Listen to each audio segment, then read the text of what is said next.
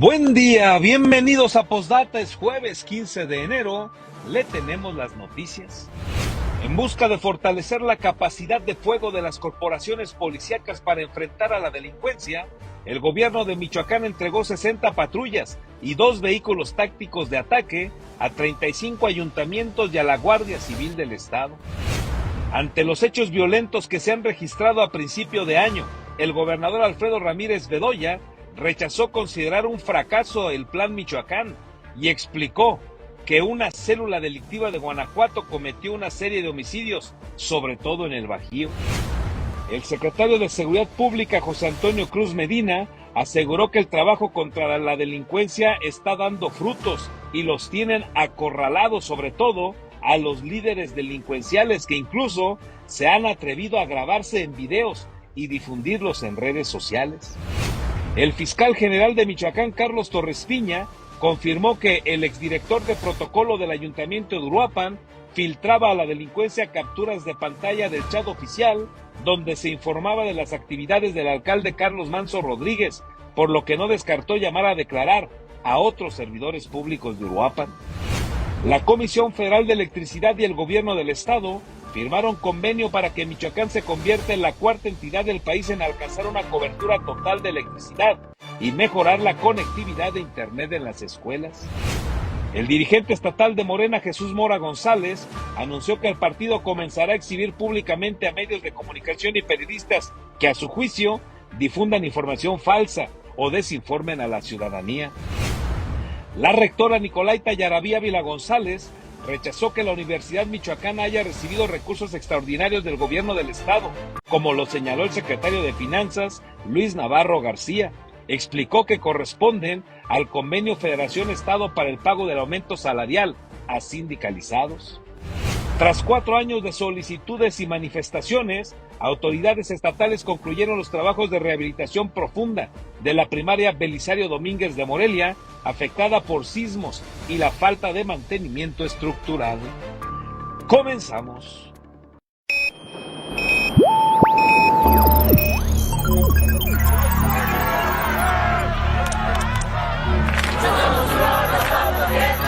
America will again.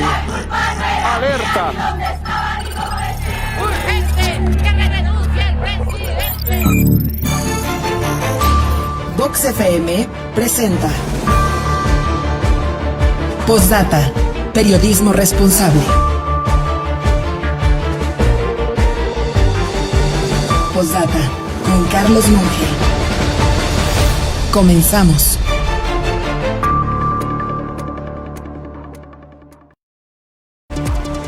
Buen día, gracias por estar con nosotros, qué gusto saludarle en esta mañana de jueves, la primer quincena de este 2026, es 15 de enero y con el gusto de cada día le saludo y le invito a que se quede con nosotros. Somos Postdata, hacemos periodismo responsable y estamos con usted a través de la señal de Vox en el 103.3 de su FM. Ya listos también en Facebook, ahí nos encuentra como postdata.news y saludo también a usted que nos sigue a través de Radio Tele en el canal 8 de su telecable, en este caso en la retransmisión a las 8 de la mañana. Bienvenidos todos, un gusto saludarles, una mañana fría de nueva cuenta. Hoy estamos arrancando a 8 grados en este momento en la capital michoacana, para que usted lo tome en cuenta. Nos dice el meteorológico que será un día nublado y que la temperatura máxima que alcanzaremos 21 grados, para que usted lo tenga en cuenta. Vámonos con las noticias. Mire, en busca de fortalecer la capacidad de fuego de las corporaciones policiales para enfrentar a la delincuencia, el gobierno de Michoacán entregó 60 patrullas y 2 vehículos tácticos de ataque a 35 ayuntamientos y también a la Guardia Civil de Michoacán. En busca de fortalecer a las corporaciones policíacas para que venzan a la delincuencia en campo, ante el enorme reto que significa la seguridad en Michoacán, el gobierno estatal entregó 60 patrullas y 2 vehículos tácticos de ataque a 35 municipios y a la Guardia Civil, con lo que suman 226 vehículos tipo patrulla y motos entregados en el último año, con 220 millones de pesos del Fortapaz. El gobernador Alfredo Ramírez Bedoya encabezó la entrega a las presidentas municipales y alcaldes, así como a cuerpos de seguridad, a quienes aseguró que Federación y Estado trabajan todos los días para lograr la paz y la tranquilidad del Estado. Explicó que además de labores de inteligencia e investigación, se tiene que brindar el equipamiento necesario y los elementos de seguridad ante la capacidad de fuego que tienen los criminales, y por lo cual se utilizarán vehículos que use el ejército mexicano. Esta patrulla que tenemos aquí, Sancat, que pueden ustedes observar, son las que usa el ejército mexicano. Son los Sancat de la Secretaría de Defensa Nacional, y precisamente tiene que ver con la capacidad de fuego que tiene la delincuencia. Para eso nosotros tenemos que también responder con una capacidad de protección a nuestros elementos y poder en el terreno vencer a la delincuencia. Eso es un hecho. Ramírez Bedoya evaluó en el evento los logros en la disminución de homicidio doloso que tiene su administración. Explicó que al inicio de su gobierno cerró el 2021 con 2.761 asesinatos y a partir de entonces la incidencia fue a la baja, de tal manera que en 2025 bajó a 1.272 homicidios, prácticamente el 70% menos en solo 4 años.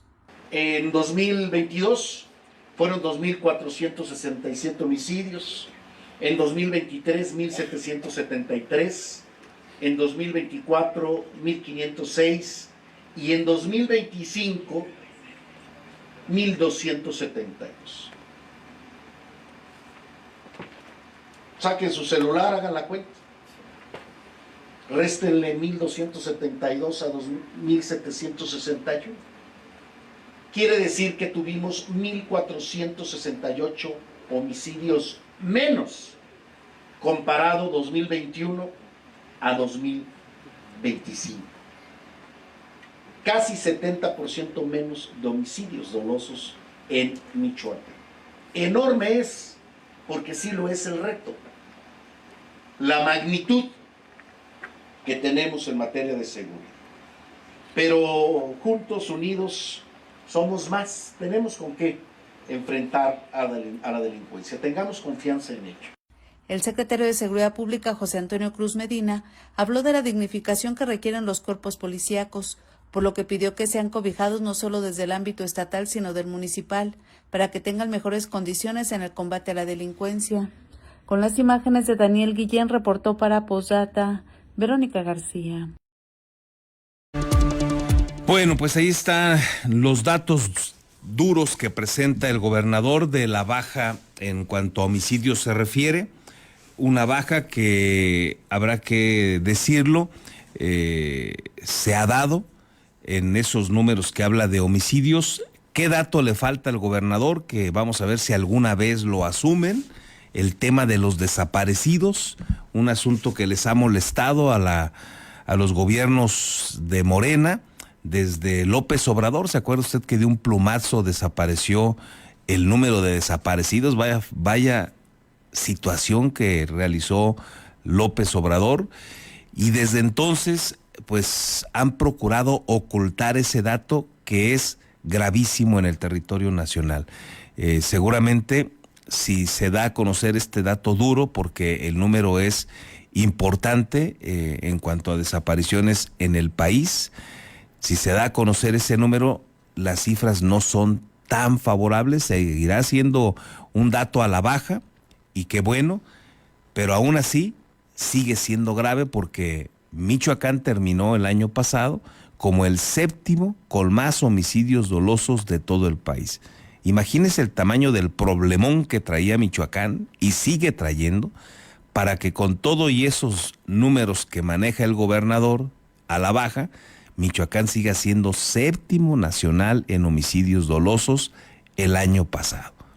Y conste, ni a nivel nacional, pese a que lo ha comprometido la presidenta Claudia Sheinbaum, ni a nivel local, asumen el número de los desaparecidos. ¿Por qué? Durante este evento, el gobernador lanzó el reto a presidentas y presidentes municipales de Michoacán para que eliminen las multas de sus reglamentos de tránsito, como se hizo a nivel estatal, y permitan que sus policías se dediquen solo a brindar seguridad. llamó a que vayan parejos Estado y municipios, que no haya ni un menor resquicio, dice él, a la corrupción. Yo aquí lanzo una iniciativa con respeto a todos los presidentes municipales, a todas las presidentes, que eliminen también las multas de tránsito en sus municipios, que vayamos parejos, municipios y estado, que no haya ni el menor resquicio a la corrupción. Entonces, desde aquí, presidentas, presidentes que están aquí presentes, que los veo de frente, y a los que no están, ese es el llamado del gobernador, que se eliminen también las multas de tránsito en todos y cada uno de los municipios de Michoacán.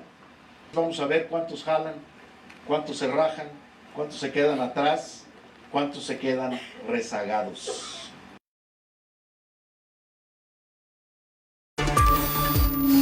Bueno, pues ahí la convocatoria que les deja el gobernador a los alcaldes. Ya en el caso de Morelia, Alfonso Martínez había señalado que no coincide con esta tesis del gobernador, que considera necesarias las multas, y habrá que hacer una reflexión en este sentido con lo que plantea el gobernador. ¿De veras se acaba la corrupción porque ya no se multa a quienes se saltan los semáforos, a quienes no usan casco para subirse a una motocicleta, a quienes en una motocicleta van rebasando por izquierda, por derecha, a la hora que se les antoja, si tienen o no tienen chance, les vale? Hay muchos que así operan. ¿Ya con esto se va a corregir y no será necesario que haya multas para con eso acabar con la corrupción?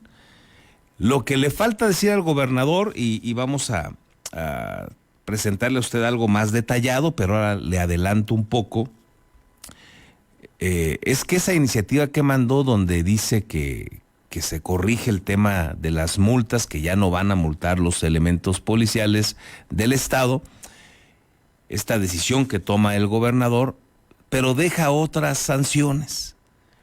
Y entonces una de ellas, por ejemplo, que ya le vamos a desglosar de esto que planteó el gobernador, es que si usted comete alguna infracción, pues no hay multa, pero sí lo pueden remitir a barandilla.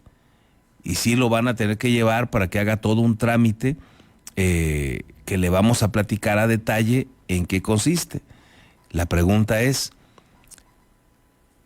el policía, el tránsito, que le puede usted levantar una multa por pasarse un semáforo, o bien ofertarle que usted le dé un dinero para evitar la multa, ¿ya no le va a ofertar lo mismo a cambio de evitar llevarlo a barandilla? La verdad es que para el caso termina siendo lo mismo, son elementos de lamentable práctica que tienen los elementos policiales si hay una sanción de por medio. Pareciera que no es ese el camino. Hay que corregir al que ejerce la ley, hay que corregir al que ejerce el reglamento, hay que correr a los que son corruptos, hay que ponerles cámaras a la hora que operen para que se registre todo lo que hacen a la hora de ir a detener a una persona. Hay otra serie de elementos que también pueden ayudar. ¿Usted qué opina? ¿Coincide con el gobernador en que llevándolos a barandilla a enfrentar el tema con alguna otra persona y no con el policía, ¿de veras se acaba la corrupción? Veremos qué dicen pues los ayuntamientos. No es un tema así tan sencillo.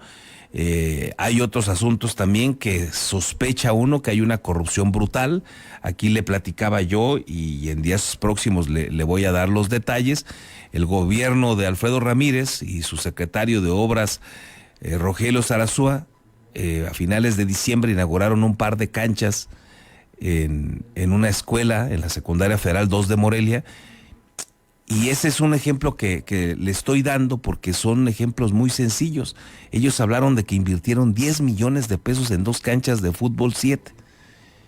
Cuando en el mercado, si usted hace una licitación, sin problema seguramente, sin problema puede lograr que haya alguien que se las haga máximo en 2 millones, exagérele, 2,5 millones de pesos cada cancha, pero 5 millones cada cancha. Y ahí, bueno, también, ¿qué propone el gobernador para acabar con esa corrupción? Porque luego es un problemón encontrar los detalles de sus licitaciones y de sus formas de ejercer los dineros. En fin, mucho por hacer en el tema de la corrupción. En este estricto sentido, ¿usted coincide en que, como dice el gobernador, quitando las multas y dejando otras sanciones, se acabará la corrupción con el tema de los tránsitos, con el tema de los asuntos vehiculares? ¿Usted qué opina? En entrevista también, Alfredo Ramírez Bedoya calificó como una falsedad y un error considerar que haya un fracaso del Plan Michoacán luego de los hechos violentos que se han registrado en el estado al arranque del año y que han puesto a Michoacán, pues ya por lo menos uno de estos días, como el número 1 en cuanto a homicidios dolosos en este arranque de año.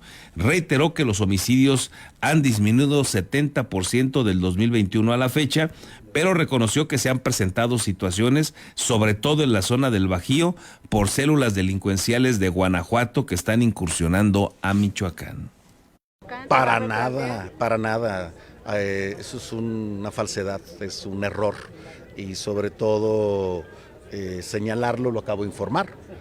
Redujimos casi 70% los homicidios del 2021 a la fecha y seguimos reduciéndolos. Hemos tenido algunas situaciones, debo decirlo, sobre todo en el norte del estado o lo que es el Bajío, lo que es Cuitzeo, Curándiro. Ya el secretario Antonio Cruz y el fiscal en las primeras investigaciones pues detectamos que eran células del estado de Guanajuato que habían incursionado en Michoacán y cometieron una serie de homicidios dolosos en esta región del estado de Michoacán. Por eso la coordinación con Guanajuato es muy importante para frenar este tema y sobre todo dar con la célula delincuencial que cometió este tipo de delitos en la franja fronteriza Guanajuato-Michoacán. El secretario de Seguridad Pública, José Antonio Cruz, explicó que incluso las grabaciones que han difundido en redes sociales líderes delincuenciales son prueba de que los tienen acorralados. En entrevista reconoció las dificultades que representa la geografía michoacana, pero consideró que videos que han difundido algunos delincuentes como el líder de los Blancos de Troya, César Alejandro Sepúlveda Arellano, alias el Botox, son consecuencia del asedio de las autoridades. Es importante generar toda esta operación que estamos asediando, estamos encima, trabajando constantemente en operaciones. Sabemos que el terreno y la geografía es difícil, estamos trabajando en la zona y este tipo de situaciones tienden a tener una parte de acorralamiento, por eso salen a salir esas publicaciones. Cuando estaban cómodos no lo hacían, ahora que estamos trabajando encima, es parte de este acorralamiento.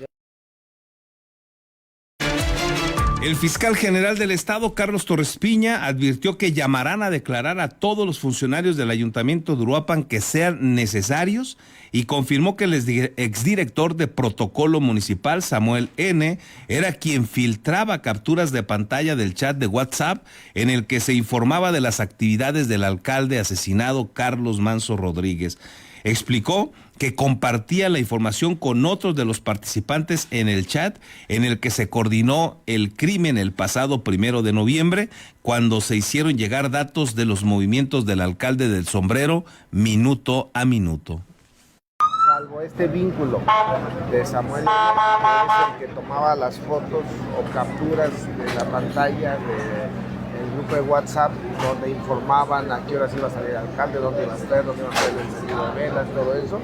Él es el que compartía toda esa información a un enlace que tenían, que en este caso era Josué N., y a su vez compartía también la información con el viejito, y es como hacían llegar toda estos datos de minuto a minuto el día del hecho. La Comisión Federal de Electricidad y el gobierno de Michoacán firmaron convenio para que Michoacán se convierta en la cuarta entidad del país en alcanzar una cobertura total de electricidad y mejorar también la conectividad de Internet en las escuelas.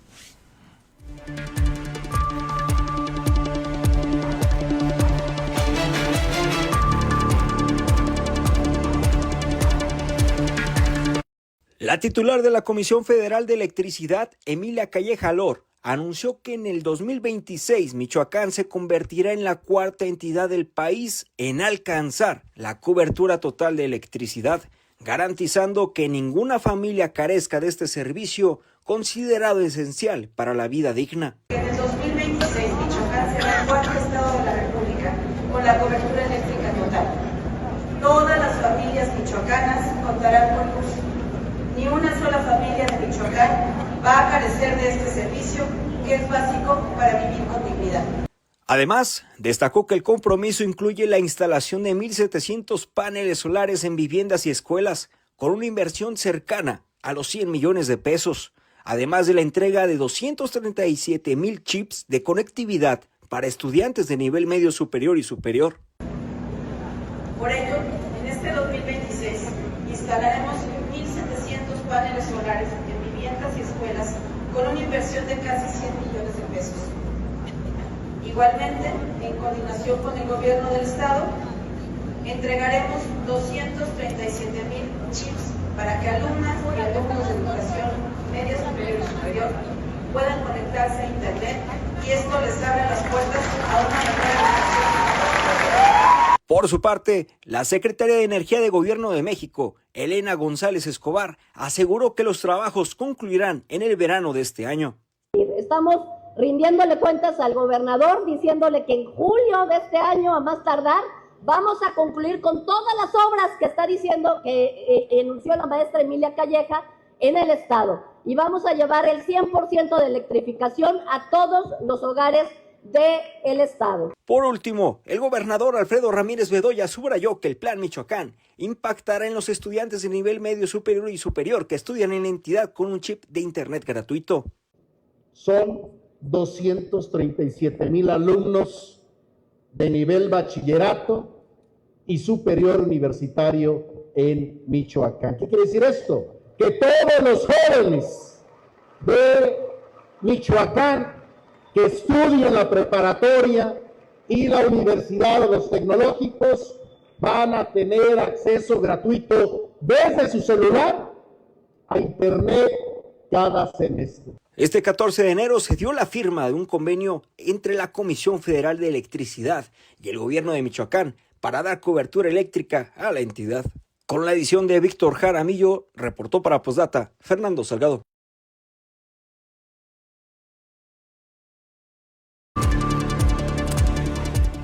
Y vámonos a los asuntos políticos, porque ayer tuvo rueda de prensa Morena, donde su dirigente estatal, Jesús Mora González, anunció que el partido comenzará a exhibir públicamente a medios y comunicadores que a su juicio difundan información falsa o desinformen a la ciudadanía.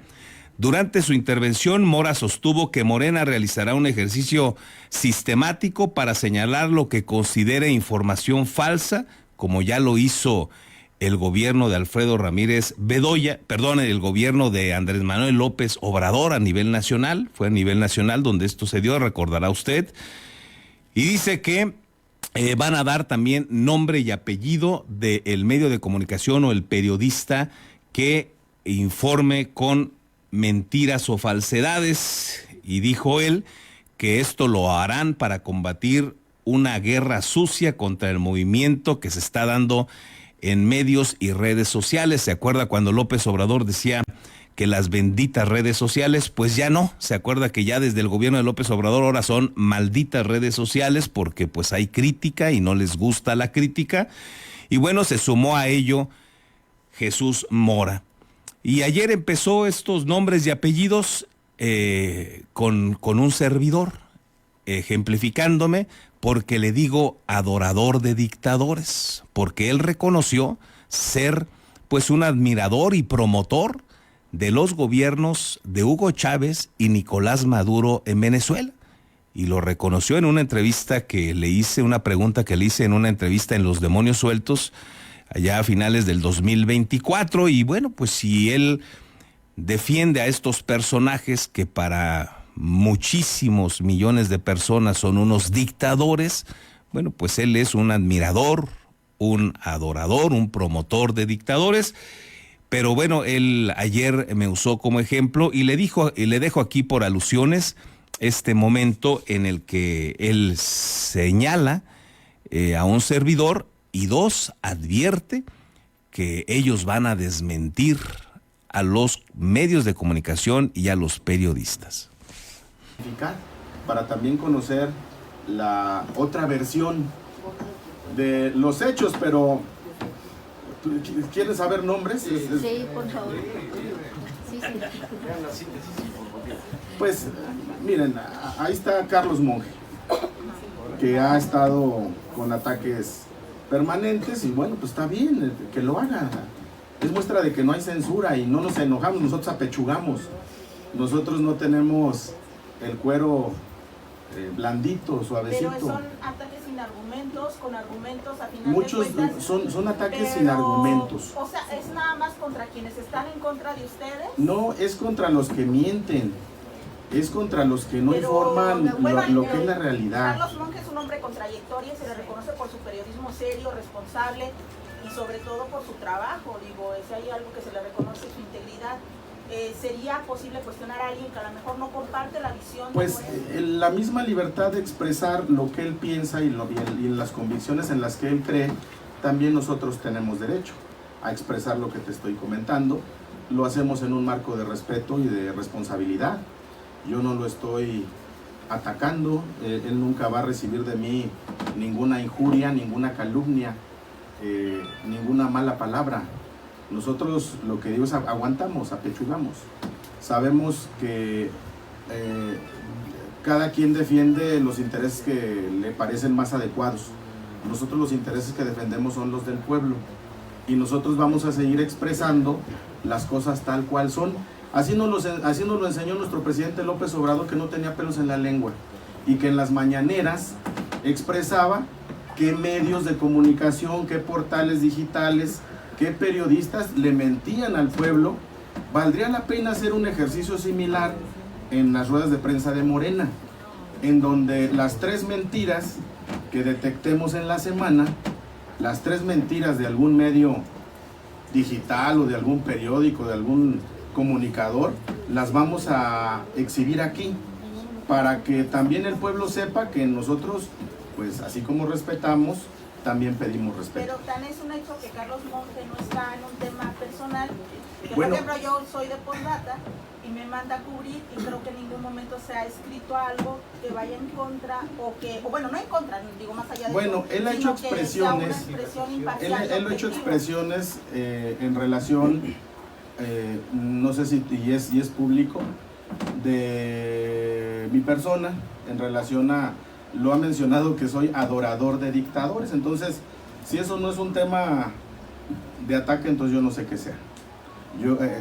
Hay que ver en el diccionario de la Real Academia de la Lengua Española qué significa adorador. Y con eso cierro este tema. Bueno, pues ahí lo que señala el dirigente de Morena, y pues porque él lo solicita, pues vamos y al diccionario, a esto que refiere de la Real Academia de la Lengua Española, para que pues ayudarle también a él a que identifique qué es adorar. Y bueno, hay varias maneras de asumir este verbo. Puede ser transitivo, puede ser en un sentido religioso, de rendir culto a un ser que se considera de naturaleza divina, es la más común, la que nos referimos regularmente a una deidad, pero también es rendirle culto a personas o cosas consideradas que son sagradas o santas, sentir estima o afecto en grado sumo por alguien, Aquí ya no es necesariamente una deidad, puede ser una persona o un objeto incluso. También puede ser gustar de algo extremadamente. Y bueno, son algunas de las, digamos, definiciones que usa la lengua española. Ya en un sentido estricto de adorador, pues podemos encontrar que es alguien que muestra profundo amor, reverencia y devoción hacia una deidad, persona u objeto. Y bueno, en el caso de este personaje de Morena, como hay muchos en Morena, que pues admiran, adoran a estos dictadores como Hugo Chávez y Nicolás Maduro en Venezuela, pues le recuerdo estas publicaciones que hizo él en Facebook, que yo en algún momento le cuestionaba y también le presenté a él, donde dice: Chávez vive, la patria sigue, una victoria del pueblo frente a todas las adversidades. Felicidades, presidente Nicolás Maduro. Se ocupa mucho valor, lealtad y fuerza para asumir este enorme compromiso, pero estamos convencidos que será un gran trabajo en beneficio del pueblo, sobre todo de los que menos tienen. Y esto lo publicaba Jesús Mora el 29 de julio del 2024, luego de las elecciones fraudulentas de Nicolás Maduro en Venezuela, donde tiene el control de todas las instituciones, donde tiene presos políticos, medios de comunicación y periodistas sometidos, algunos que han huido, otros que escribían desde el anonimato, otros detenidos también, otros encarcelados, y él defendía, como usted lo acaba de escuchar, pues esto que se ha evidenciado a nivel nacional, y además una derrota electoral, tremenda paliza recibió Nicolás Maduro, que no aceptó los resultados. Tiene otra publicación, tiene varias, pero retomo otra que dice: visité con profundo respeto el cuartel de la montaña 4F, un espacio cargado de simbolismo en la historia de Venezuela y la revolución bolivariana. Este sitio, es el hogar del espíritu chavista y el lugar donde reposa el cuerpo de nuestro comandante, o mejor dicho, y como aquí lo mencionan, el lugar donde está sembrado el comandante Chávez. Y tiene una más ahí donde se disfraza de los colores de Venezuela, usa una chamarra ahí con los colores de Venezuela y dice: ganó la paz, ganó Venezuela, Maduro presidente. ¿No son estos síntomas de admiración profunda, de adorar a unos personajes? Bueno, pues ahí tiene usted parte de lo que señala Jesús Mora y esta queja que hace contra un servidor, porque le digo, mejor dicho, el adorador de dictadores. Es evidente que tiene una admiración y un respeto y un gusto por este tipo de personajes dictadores, porque no son otra cosa más que dictadores, que hoy uno de ellos pues ya está muerto y el otro detenido en los Estados Unidos de Norteamérica. Y en su momento él me lo reconoció, y le dejo este otro clip de una entrevista que le hicimos en Los Demonios el 25 de noviembre del 2024. Hay un tema que te quiero preguntar, Jesús, porque en mi opinión hay decisiones que se han tomado a nivel nacional, esta que estamos viendo hoy de acabar con los organismos autónomos, organismos que además muchos de los que hoy están en Morena impulsaron y que hoy le dan para atrás cuando tienen el poder, y que me parecen a mí señales tendientes hacia una dictadura o hacia un partido hegemónico, una especie de autocracia. Ya podemos ahí pelearnos con la figura, pero al final del día es acabar con libertades, acabar con opciones para los ciudadanos.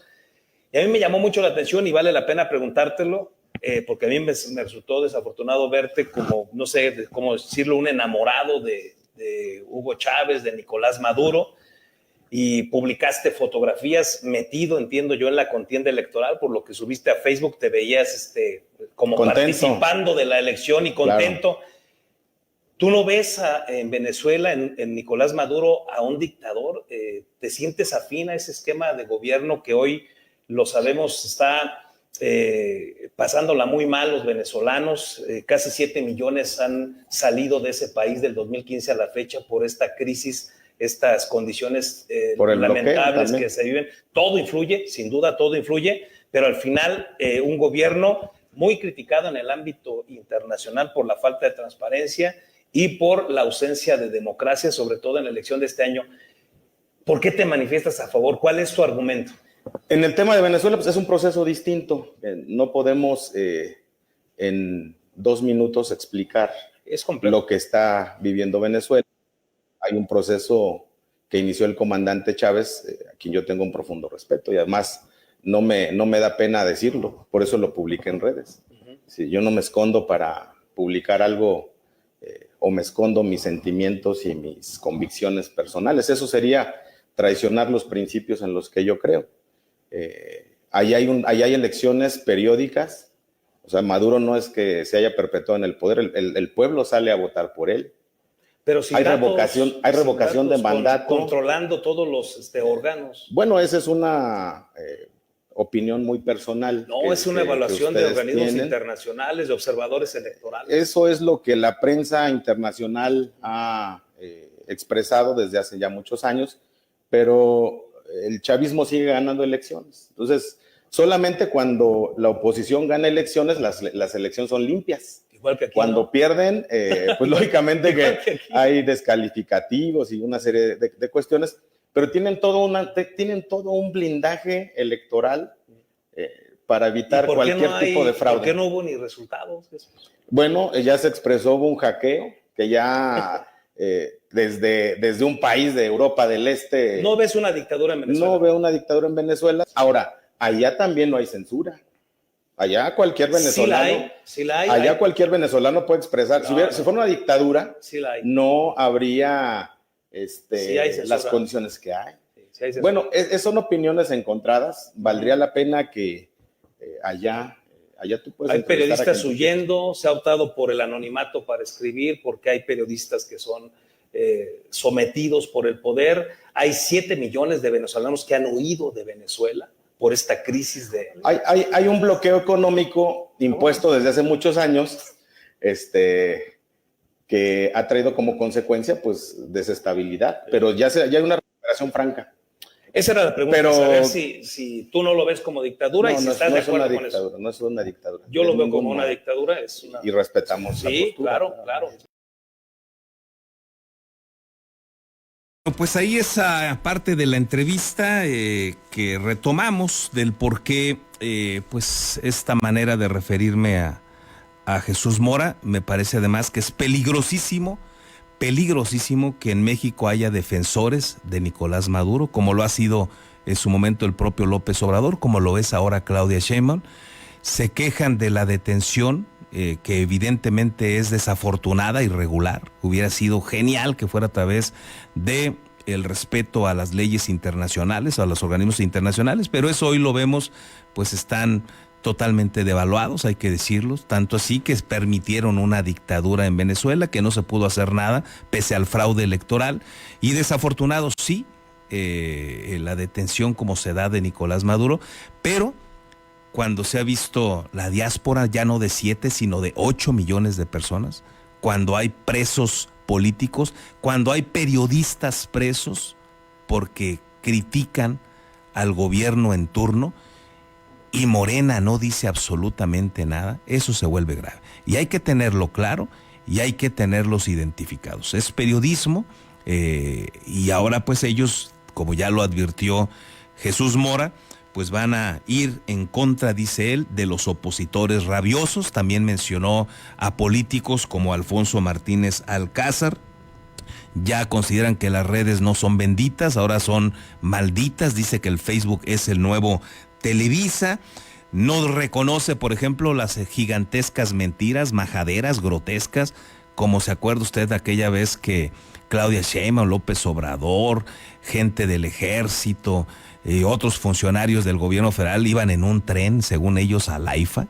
Bueno, mentiras de eso, ya nomás para hablar de un ejemplo así muy básico, muy elemental, majadero, grotesco, de cómo mienten cuando se están en el gobierno, los del PRI, los del PAN, los del PRD, y ahora brutalmente los de Morena, hay que decirlo. Y bueno, pues ahí viene una intentona no solo a nivel local, sino a nivel federal de parte de la presidenta Claudia Sheinbaum para ir en contra de los medios de comunicación y los periodistas que se atrevan a hacer opinión crítica, que se atrevan a evidenciar las mentiras o la presunta corrupción que hay en sus gobiernos, como se ha evidenciado la brutal corrupción en el gobierno de López Obrador, este tipo mentiroso evidenciado una y otra vez, pero que gente como este adorador de dictadores siguen defendiendo. Veremos qué sucede.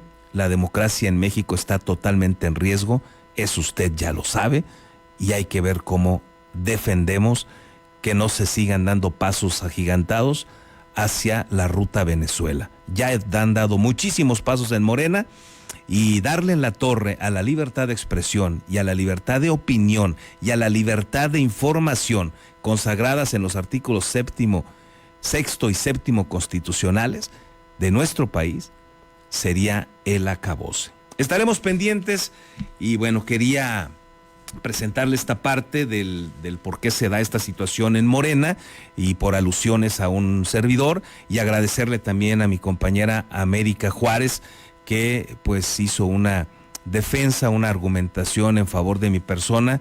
Le agradezco mucho, no es necesario, le decía a ella, se lo reitero, pero le agradezco sinceramente la defensa y los argumentos que presentó ahí mismo para un servidor o en favor de un servidor en esa rueda de prensa. Gracias, mi estimada América Juárez.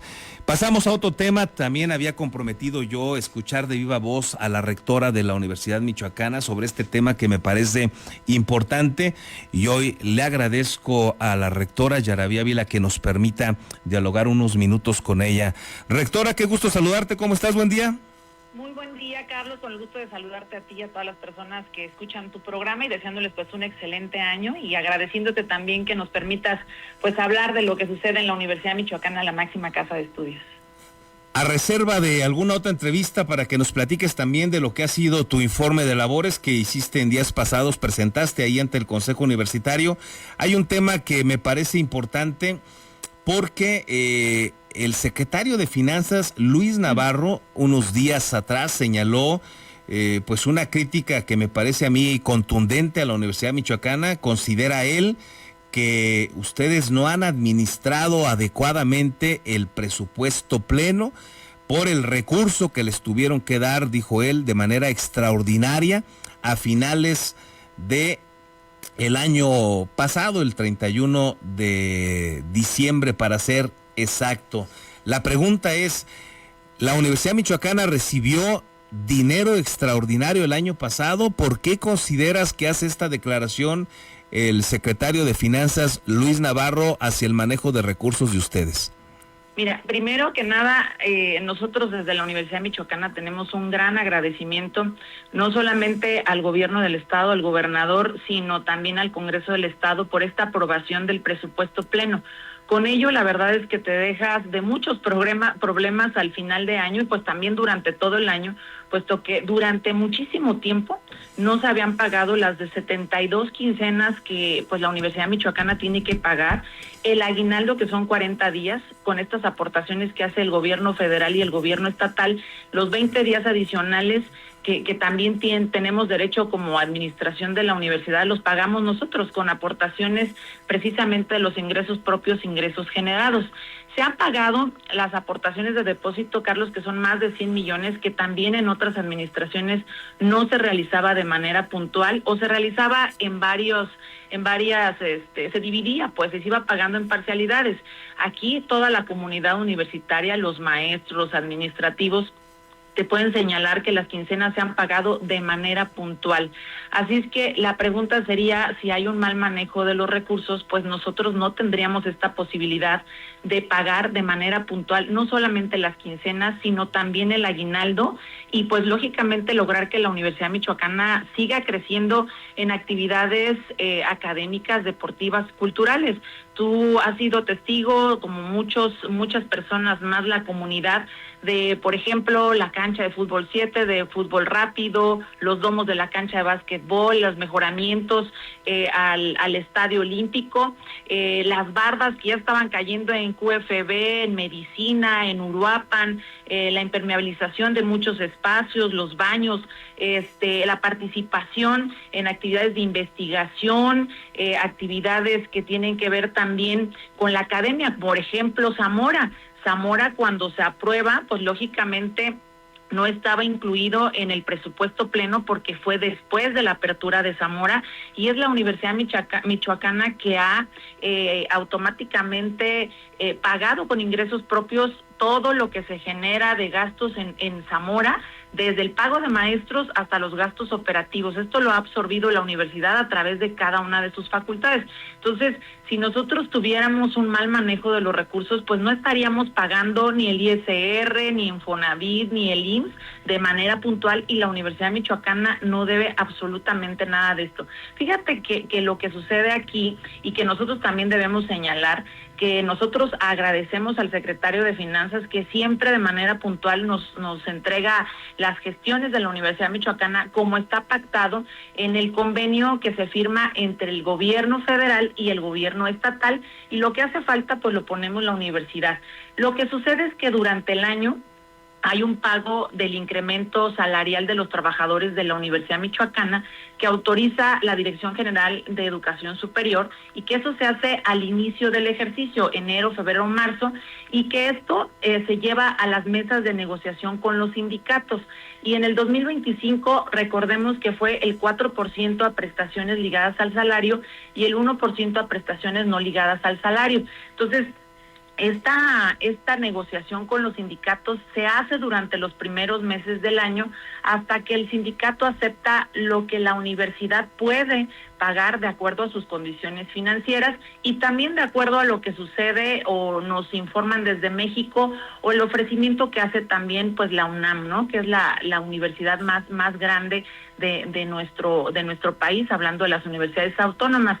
Entonces, esta política salarial pues se integra en un segundo anexo de ejecución, que era el que hacía falta que nos pagaran a final de año, tal como lo señaló el gobernador del estado. Y este es un instrumento, como lo dije, que está asignado por el gobierno del estado mediante la Secretaría de Finanzas, y en dicho anexo pues se fundamenta que en el convenio marco de colaboración que se establece al inicio del ejercicio, pues se deberá de respaldar se hace un respaldo presupuestal para pagar precisamente incremento salarial.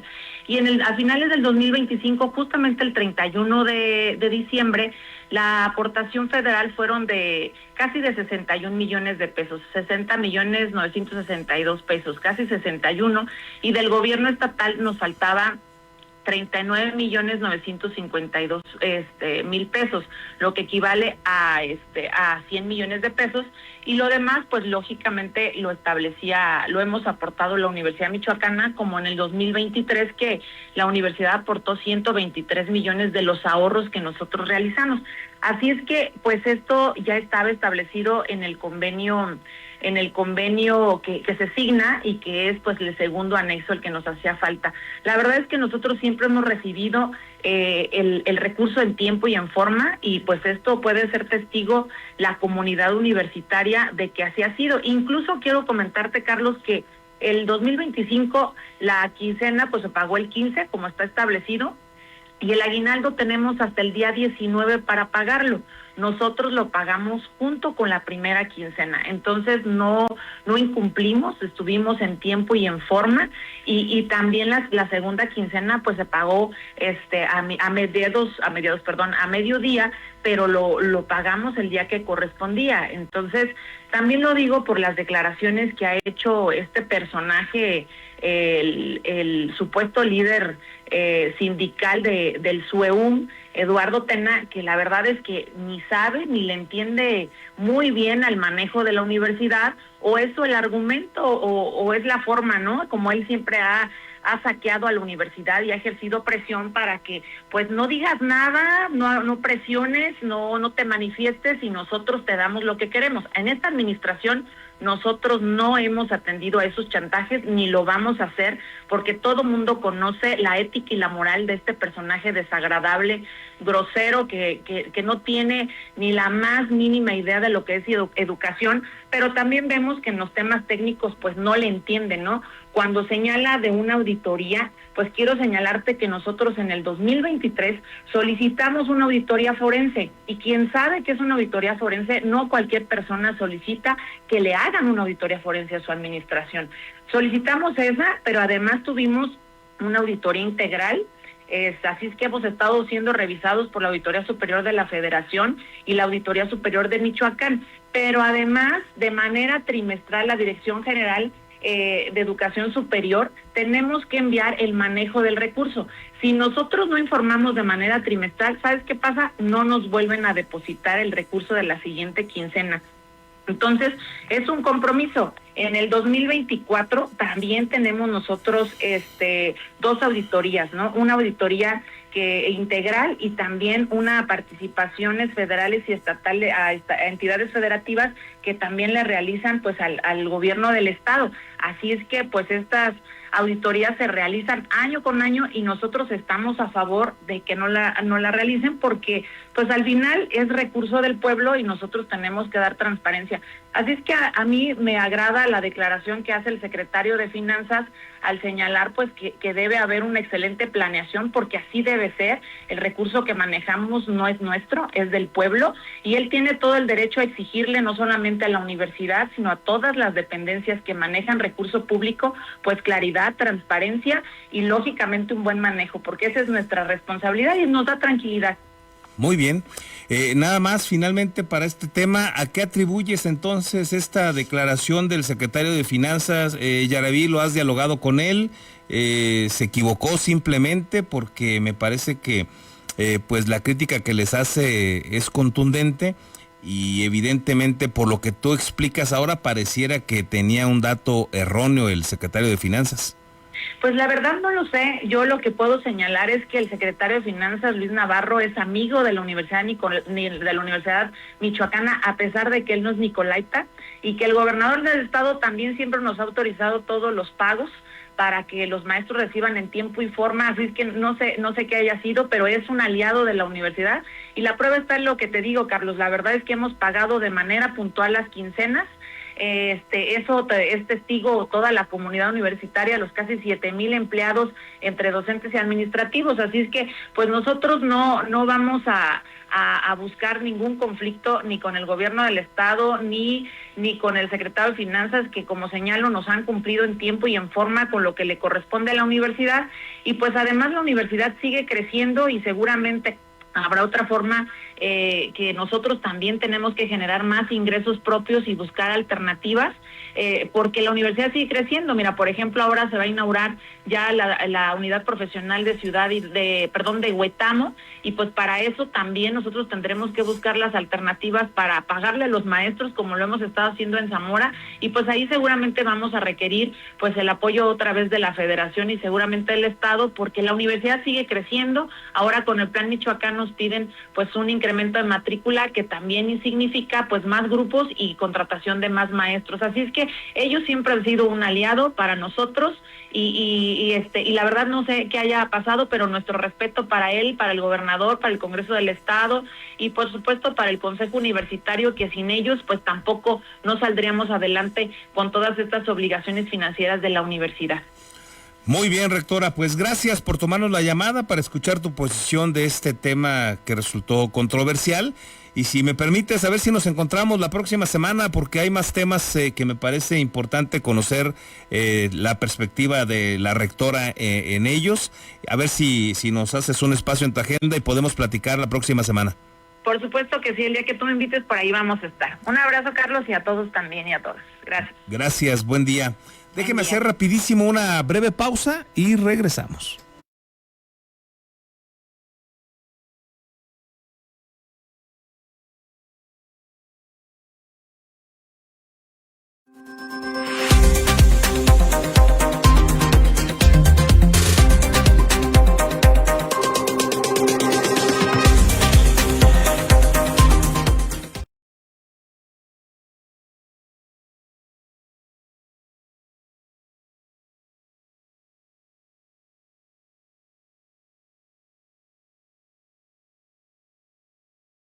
Beskid, asesoría profesional en seguros. Si necesitas proteger a tus seres más queridos, proyectar a futuro sin que nada te detenga o cuidar de tu patrimonio, estamos a tus órdenes en el número telefónico 4433 18 40 56 o bien en el correo electrónico armando@beskid.com.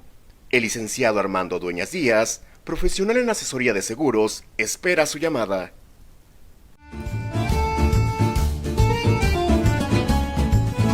La original y deliciosa comida italiana ya está en Morelia, Ostería Fiorentina. Te esperamos en Boulevard García de León, número 1045. Contamos con una amplia carta donde encontrarás pastas, cortes, postres y claro, la inigualable y deliciosa pizza. Desayuna, come o cena con nosotros. Ven a maravillarte del sabor italiano.